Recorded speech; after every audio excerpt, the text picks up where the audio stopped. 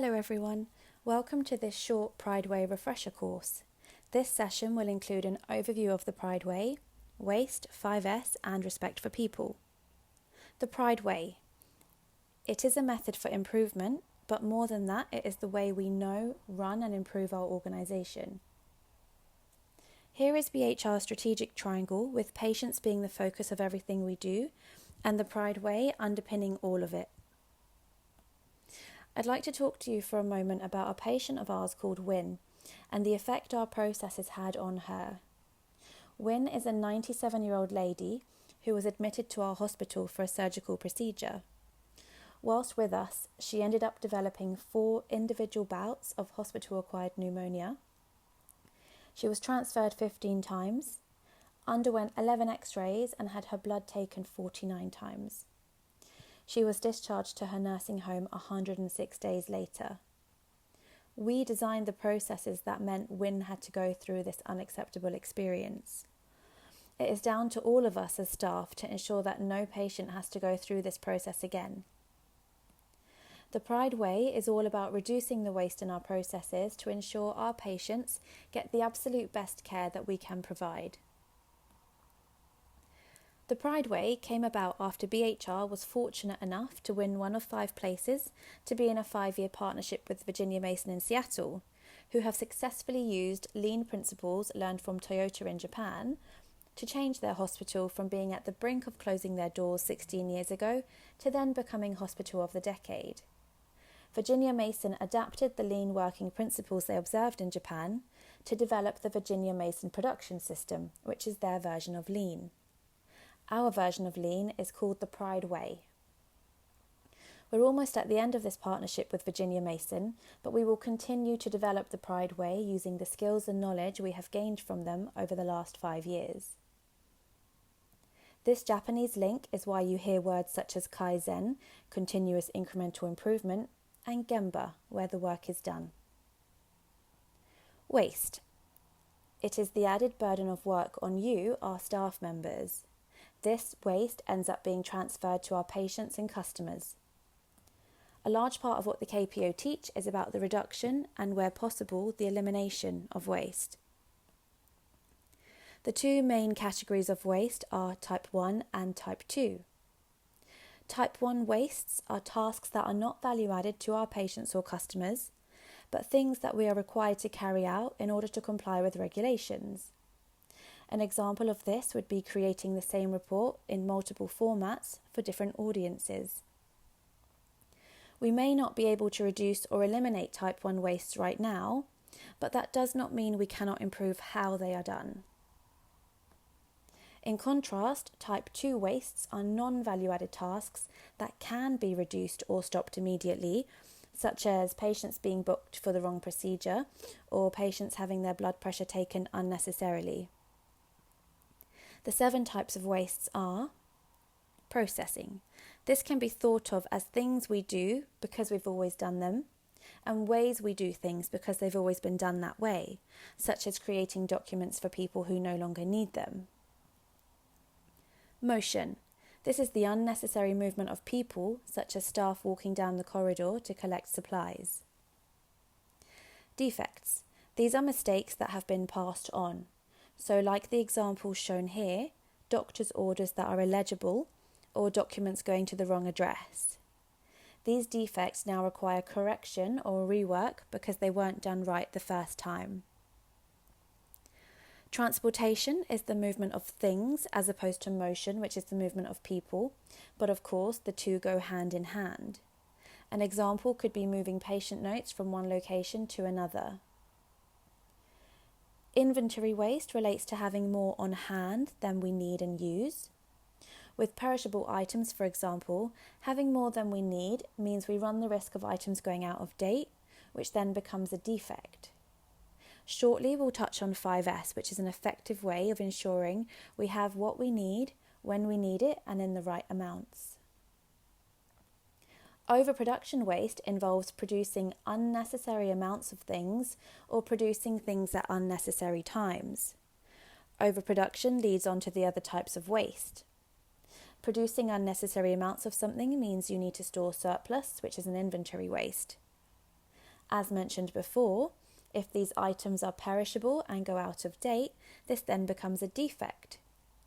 We then need to collect the items from where we have had to store them, or transport items to be disposed of, including both motion and transportation wastes. The last of the 7 wastes is time, when we are waiting for people or services to be provided, such as patients waiting in a waiting room. 5S. A 5S is a very simple and effective way of managing our work areas. The 5 S's stand for sort, simplify, sweep, standardise and self-discipline.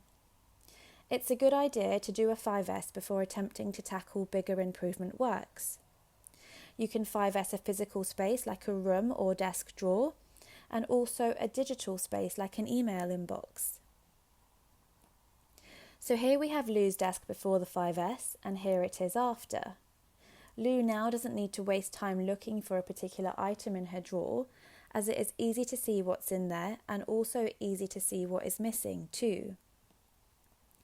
The first S, sort. What do you need? What don't you need? If the area you are sorting is used by other people, it's very important to involve your team. What you feel is necessary, others may not, and vice versa. So please involve as many team members as possible in deciding what to keep and what to give or throw away. The second S, simplify. Now you and your team have decided what to keep, you now need to decide where the necessary items are going to be kept. It makes sense to have frequently used items as nearby as possible. The third S, sweep. This is a way of checking everything has been correctly returned to its proper place. So here we have a shadow board with outlines of where each item should be, just as we saw with Lou's drawer. It is easy to see what is missing and what is in the wrong place. The fourth S, standardise. This is a team agreement that everyone will adhere to the new standards that have been put in place. It does not need to be as detailed as the one in this picture. Some 5S agreements are only a few lines long. The whole team who the changes affect will need to sign the agreement so that they can be respectfully held to account for not sticking to the 5S. And the final S is self-discipline. How are you going to ensure the 5S is maintained? And how will you introduce the 5S to new starters, for example? Here is an example of a physical space 5S carried out by Nicola Osborne in the Vascular Lab. And here is Mike Gillam's virtual 5S.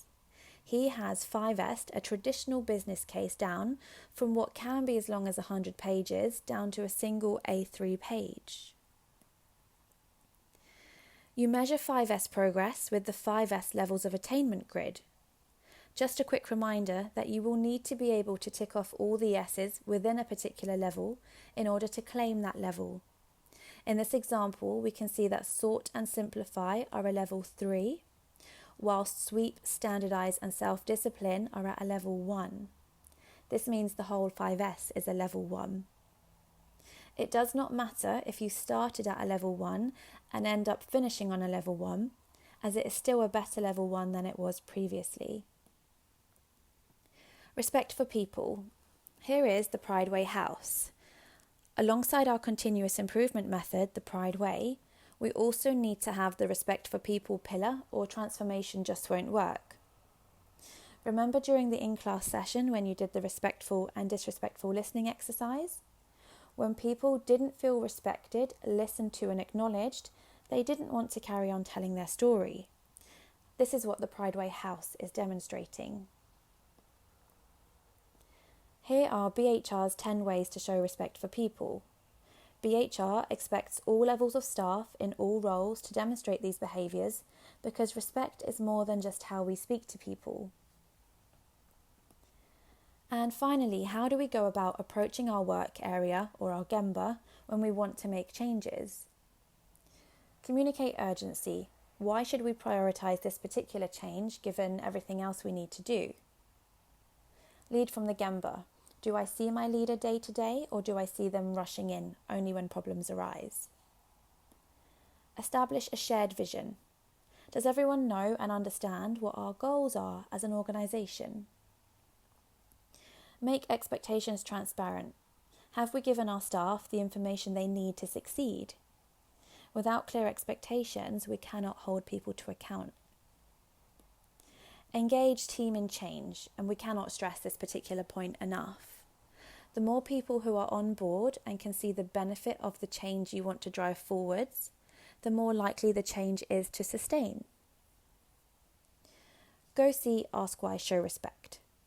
Instead of adopting a blame attitude, let's go and see with our own eyes how things are done and ask what processes are in place which have allowed XYZ to happen.